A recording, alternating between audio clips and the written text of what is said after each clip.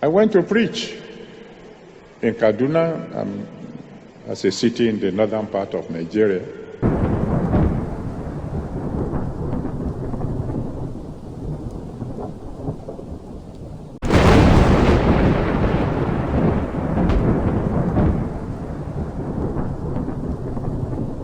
Somebody who developed eye problem, it's not a problem that you can take to the physician and say, please do something to correct the situation.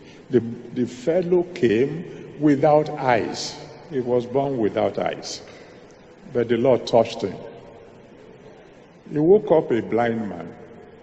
By the time he went to bed, he saw.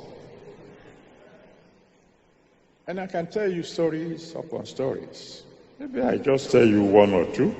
It's because I don't know who exactly God is going to touch tonight. But I know He's going to touch somebody. I've told you this story before again. Some of you have heard it before, some you have never heard it.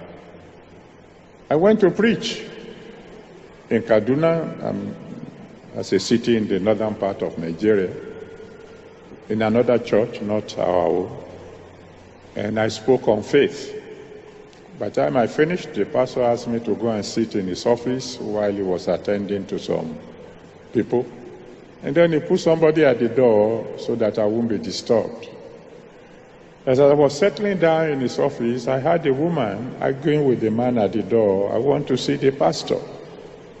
The man at the door said, you can't see him. I said, I must see him. He said, what's your problem? I said, I can't tell you. I said, well, if you don't tell me, you won't see him. You know, occasionally the messenger can become a big man. But this woman persisted and she came in. And then she began to talk. I said, sir, the reason I'm talking to you now is because I know that you will not be here next Sunday. I said, okay. He said, number two, I've never heard anyone talk about God the way you have done tonight, and my faith is up.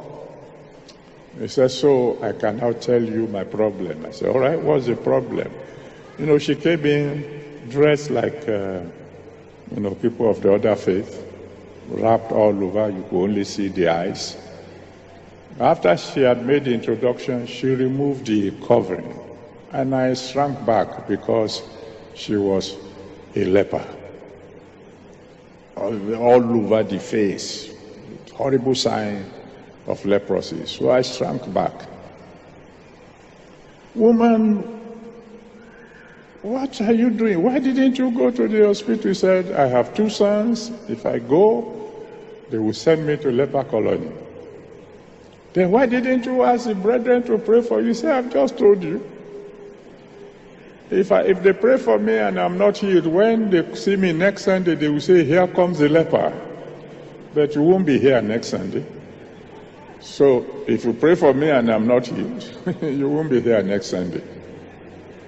So I prayed for her. I did not touch her. You have to forgive me, I didn't. Even though the Bible says we are to lay hands on the sick. This one, I didn't touch. The following year, I was back in the same church. And as I was coming out of the car, there was this very beautiful woman coming towards me, smiling. Says, sir, you don't remember me? I said, sorry, myself, I was a leper.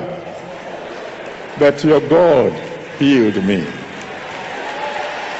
When God touches the incurable will become cured. That's one story. Let me tell you one more before you pray the next prayer. Again, some of you have heard the story before. We were having what we call Congress in 2 different places. We're having one in Sapele, we're having one in Akure. Those are 2 cities in Nigeria. When I was preaching in Sapele, I suddenly saw a vision. I was preaching, and I saw into the spirit realm. In the spirit realm, I saw a young boy who was born blind, and I saw his eyes opening. I was much younger than I am now. So I didn't wait for the completion of the story. I quickly announced, there's one young boy here that was blind. God wants to open his eyes. So if you are the one who brought the boy, bring the boy forward. Nobody moved. What's happening? I know what I saw. I said, okay, maybe the boy is at home. Go home, go and bring the boy. I will wait after the program. Nobody moved. I waited 1 hour. Nobody came. Very sadly, I left Sapele going for Akure. I felt I had lost a big miracle. Because I delayed for 1 hour in Sapele, by the time I got to Akure, somebody else was already preaching. And so I sat at the back of the congregation not to draw attention to myself. And there was quite a crowd. And then all of a sudden, I saw an elderly man standing up, holding a young boy by hand, and it was the boy I saw in my vision. And he was leading the boy to the altar. And of course, as you have them here, there were ushers standing by, and they wouldn't want anybody to come and disturb the preacher. So as soon as they saw the old man moving forward, they were already going towards him to tell him, no, you can't come forward. And I began to run from the back to say, please don't push that boy into the crowd. God is about to perform a miracle in his life. As I was running, the boy heard my footsteps. And instinctively, he turned. And as he turned, his eyes opened. Stand on your feet now. Lift your voice